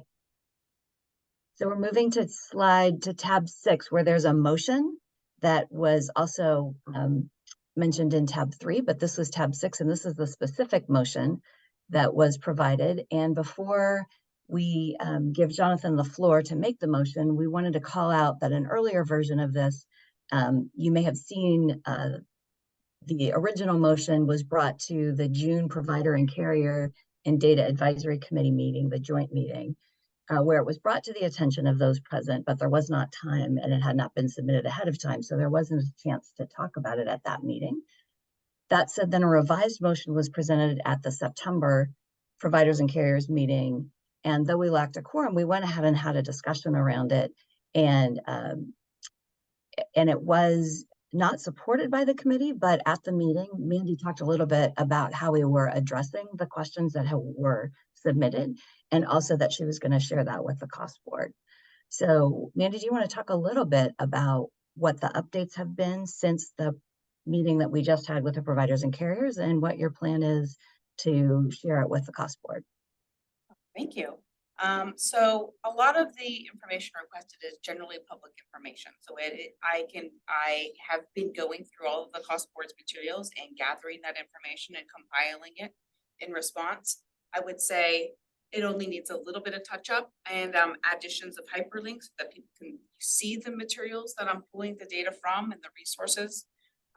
So I am almost complete with that information. I anticipate having that by the end of this week, all the answers to the questions, or at the early next week at the latest, probably. I know that there's a question about like large provider reporting, but I just want to take a moment to clarify that large provider reporting is not happening this year. That is a thing for future years. But with regards to large provider reporting, we are in the baseline level of reporting, and I just want to make clear that we're gathering baseline and market level information and not reporting out about providers this year. But just recapping, I do have all the answers to the questions. I've created hyperlinks to all the information. I intend to have that information available for the board at their upcoming meeting, and give that information to the board. And I've also let the committees know that I will bring it back to the committee at their next meeting with the answers. Great, thanks so much, Mandy. So Jonathan, the floor is yours to go ahead and make your motion. Okay, yeah. So, I mean, really the intent of the motion is to obtain more information about the benchmarking process. I mean, if you think about it, we're 2 years into this process. And even though some of these discussions around the benchmarks took place early on, they were still at a very high level. And we're just wanting to ensure that the board has a comprehensive understanding, and more importantly, that providers are prepared and equipped to meet the benchmarks. We understand, as it just was pointed out, that the cost growth benchmark report has not yet been released. That's obviously the first report that will be released. And then those more detailed reports will follow. And some might think it's too soon in the process to consider, more of these detailed questions. But our position is that this work has to be done in parallel. I mean, this is complex work, and it will take a lot of time and a lot of discussion to address these questions. And if you think about just the number of times that we've met in a given year, it's just a handful of times. So as was just mentioned, the provider report is down the pipeline. It is coming, but it's using data it's happening now. And if we're wanting to influence change, and we're wanting to influence and give the providers an opportunity to make a difference now, so that in a couple of years when the report will be released, we're going to be better prepared. Now's the time to be discussing it. And I don't think we can afford not to discuss this. So I think a couple key pieces, as I just mentioned, I mean, it's the data that is going to be used for that reporting period is going to be in 2023, 2024, even if that report is in 2025. And so we understand that there's an aspect of kind of the naming and shaming piece. And so that's a big piece of the conversation. We're wanting to prepare the providers today to be able to have the right information. And what we've learned in the last legislative session, the possibility of imposing performance improvement plans and assessing fines against providers who do not meet the benchmark, I think it's imperative that we're making sure that they have actionable information to make a difference now. And so I believe we have a responsibility as an advisory committee to advise. And if we want this process to work, we need to make sure that the data is comprehensive and usable. So that's why we're in support of moving this forward. I just want to clarify that legislation did not pass. There are no provider performance plans that passed the past legislative years for those members who are not playing a particular issue. But yeah, but that's what's driving some of the urgency of making sure that we get the providers today the information to make a difference, that it's actionable. And all we're asking is that we continue the conversation about this and making sure that it's part of the discussions at the board. So Jonathan, this is your motion, correct? That is correct. Okay, and we're just gonna follow parliamentary procedure here for a second. Is there a second? I'll second it. It's Allison. Okay, thanks, Allison. Any discussion?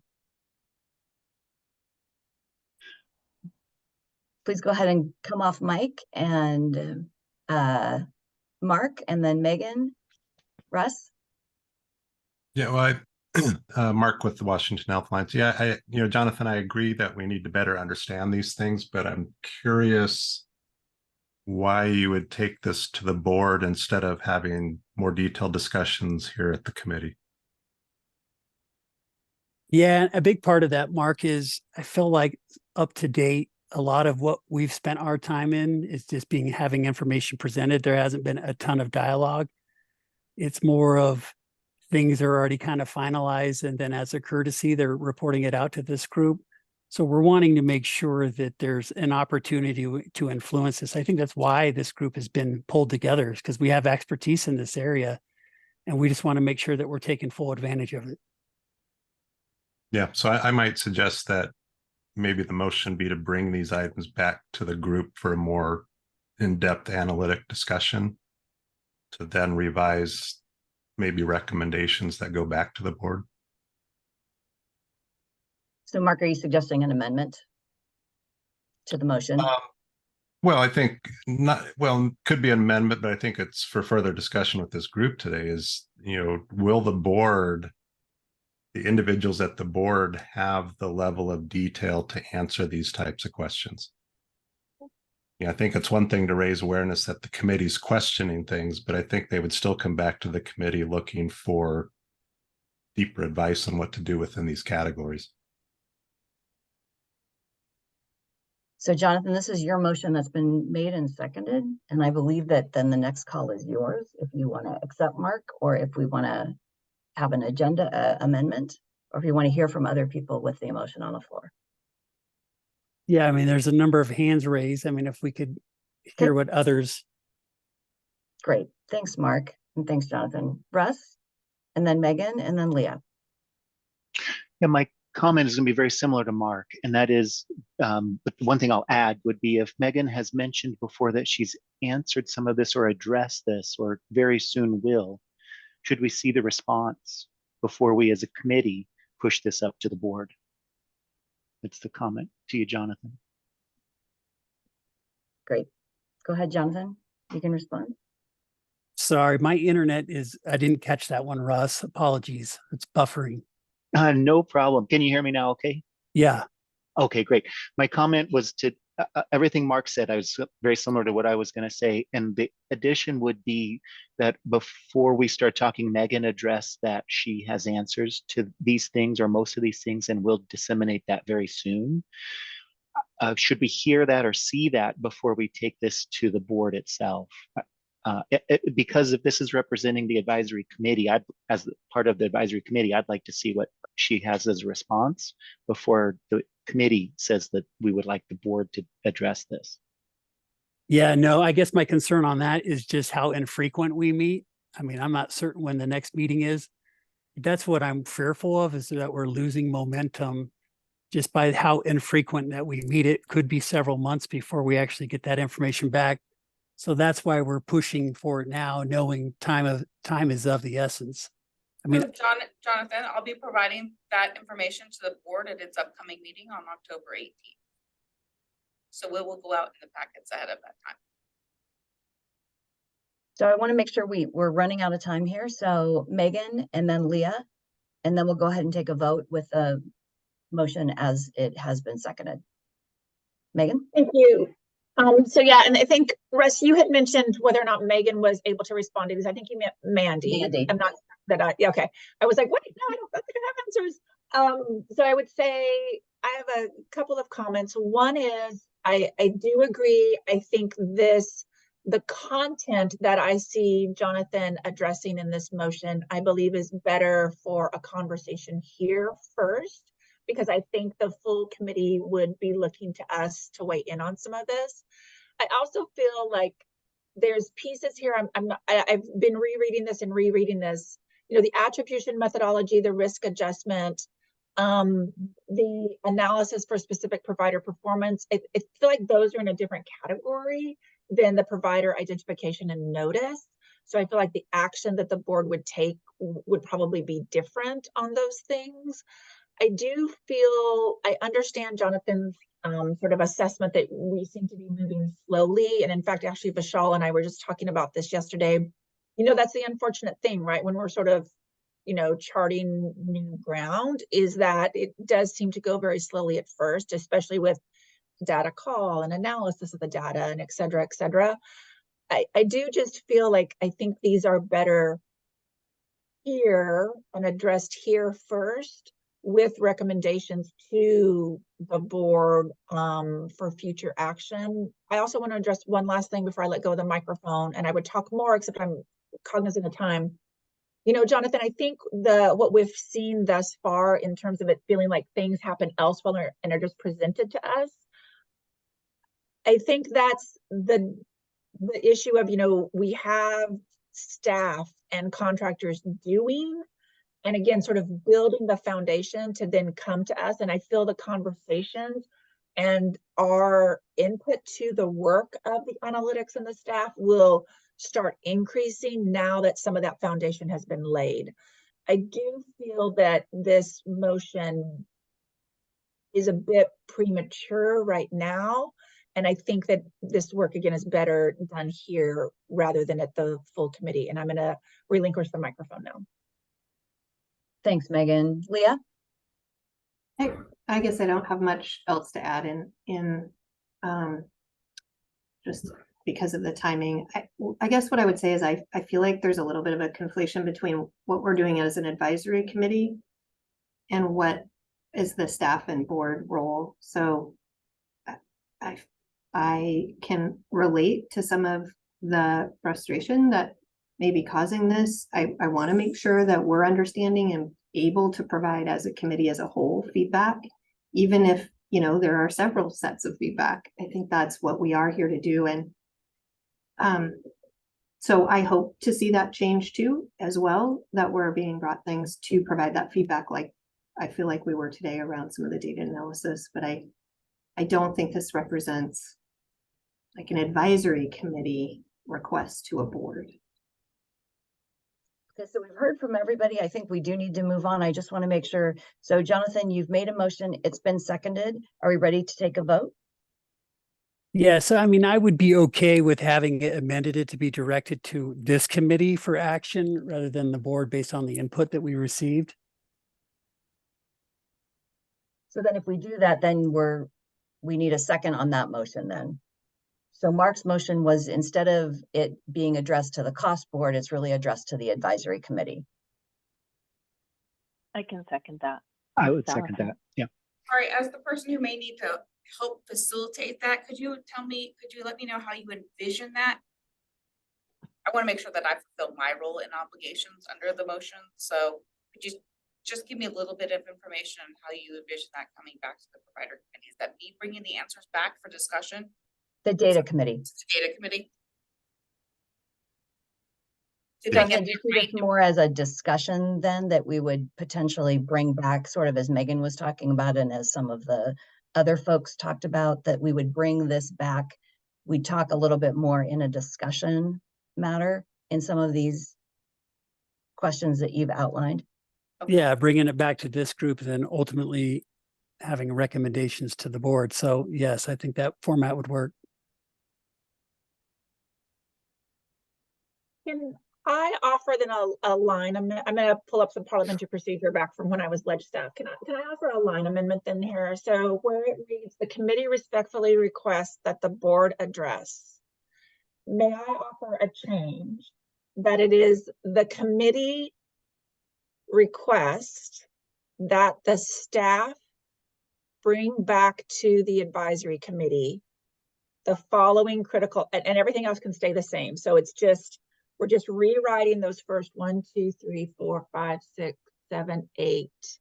Those first 8 words to become the committee request that the staff bring back to the committee, and then pick up the following critical operational elements. And then what it is that we as the advisory committee are essentially asking the staff to make certain that these items come back for a conversation.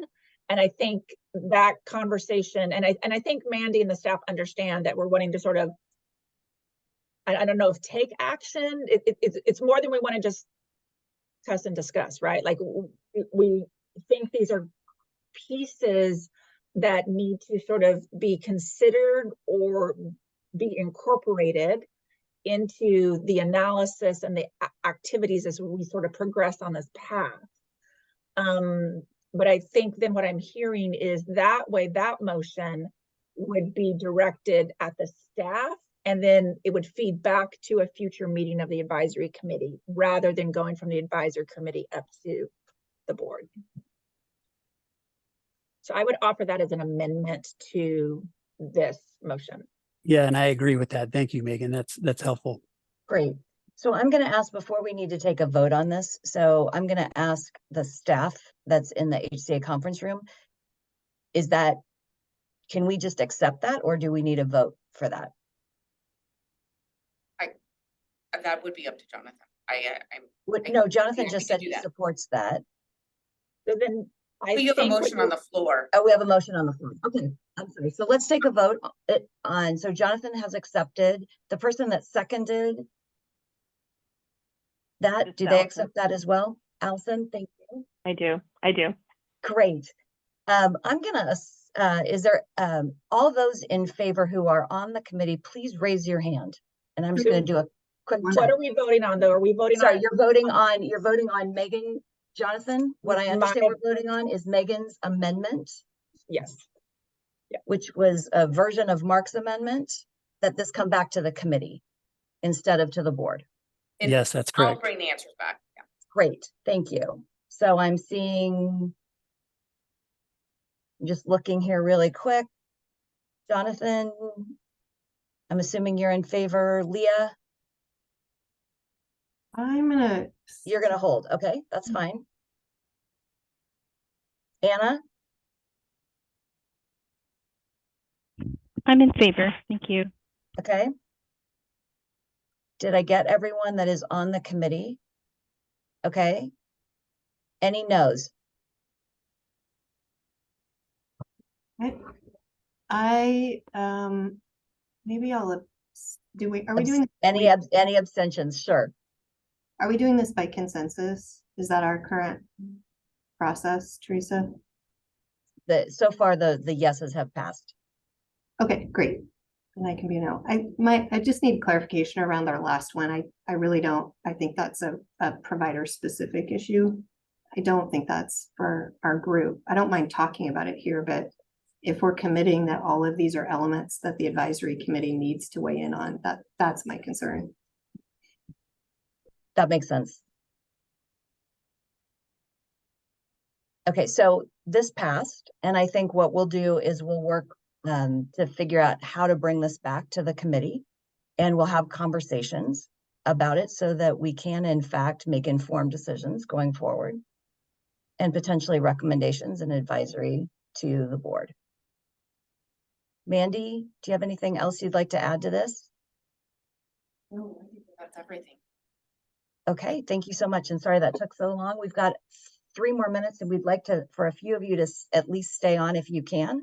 We have 2 more things to talk about. One is a very quick primary care update. And then another one is another update by Amanda to talk a little bit about where we are in the benchmark analysis. All right. Thanks, Teresa. I will launch right in and try to keep this as brief as possible. So if we go to the first slide. Many of you are familiar with the fact that the primary committee has been working since last fall through these various charges from the legislature around coming up with a definition of primary care, addressing data issues for getting to a 12% target, and then also discussing policies that will help to achieve that 12% target. Thus far, we've nailed down fairly well the high level definition, but now, as you can see, there's a bit of overlap between the measurement of the definition and data issues for reporting purposes and tracking accountability. So that's kind of where we're at. And today, I'm really just updating you on the reporting collection piece for the claims and non-claims space. So it's actually both those, not just non-claims. I want to call that out. Next slide, please. So this slide is just showing you all the primary methods that we currently have in place to take stock of claims data and also non-claims data. The APCD does not include non-claims. It just includes claims data submitted by a subset of payers. It's easily queried for HCA. It also doesn't include any ERISA plan data. So it does have the limitation, but when it comes to the non-claims. In contrast, the aggregate data call, it comes from all payers directly to HCA, does have ERISA plan data, and does include non-claims. So it's coming from a different vehicle. We also update the specifications for the data call on an annual basis to address our current policy needs.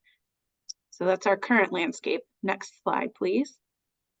So we've had discussions with the primary care committee around, okay, we have these two existing vehicles, both with pros and cons.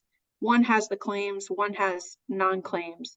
The aggregate data call, while it has non-claims and is modifiable to solve for missing elements in the APCD, does have some drawbacks in that the fact that the data is coming from multiple entities based on those provider specifications could lead to inconsistent application of said specifications, which would reduce accountability and transparency compared to what we get through the APCD. So that's a bit of a drawback.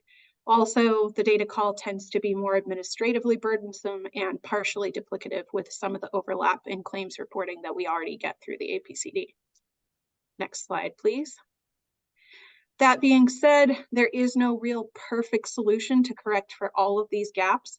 So what we put forth after internally, talking amongst HCA staff was to come up with a hybrid solution. So in essence, continue to use both the APCD and the data call. The APCD primarily to collect the claims data and the data call primarily to account for the non-claims data. And again, recognizing that there will be some overlap in information between the two, we acknowledge that fact, but this proposal passed last week at the committee by consensus vote. So we're now just bringing this for your awareness, and we have ongoing discussions with our data folks and our chief data officer to make sure that specifically on the non-claims piece, that we're carving out primary care expenditures in a way that is accurate and sustainable. We've gotten input from Baylor Health as well as some other states about how they process non-claims for their various vehicles. And so we're relying on that among other sources. So if you have questions or concerns or other considerations around the non-claims piece or the claims piece, but the non-claims is more of an uncharted territory. Certainly we welcome that via email. We're short on time here, so but anything that you want to submit to the primary care committee for further consideration around these collection mechanisms, we would welcome that. And the next step is to present this hybrid solution proposal to the board for their approval and vote so that we can begin that collection process. So that was a speedy way through. I know I didn't even go through bullet by bullet. I was just kind of going and giving a summary there at the end to just let you know where we're at. Any immediate questions before I turn things over to Amanda?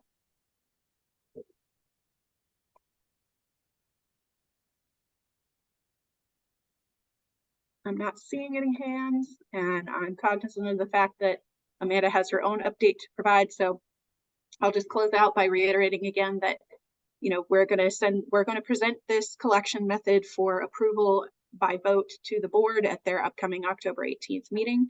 And in between now and then, if you have suggestions for consideration on either of these measurement pieces, please feel free to contact us and we will be in communication with you. And again, know that we're in contact with our chief data officer and their team to make sure that we get all of the nuances ironed out with the details here.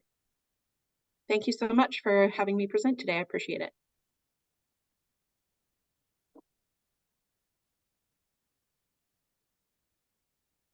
All right, thank you, Jean Marie. I will try to be as efficient as you were with this update.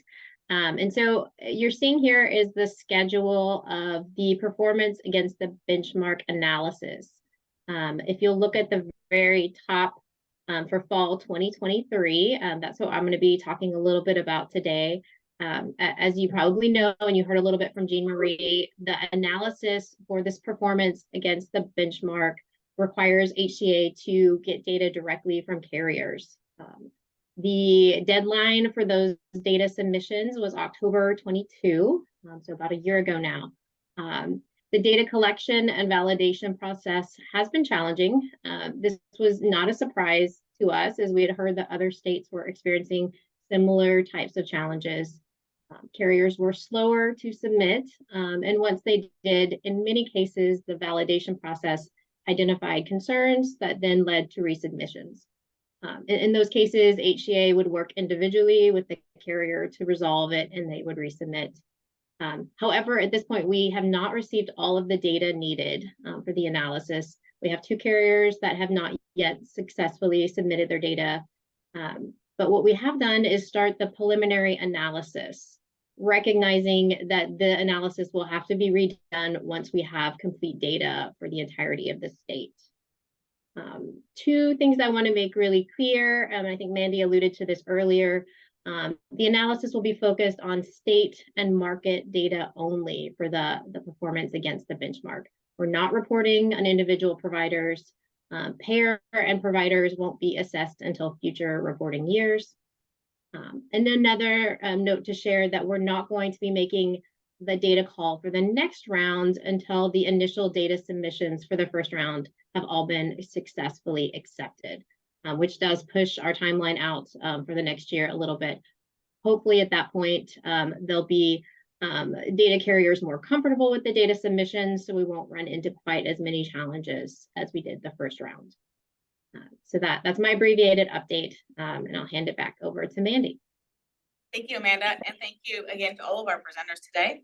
The recording of this meeting will be posted on our website shortly, and I look forward to seeing you all at the next meeting. Bye, Ruth. Thank you. Bye-bye. Thank you.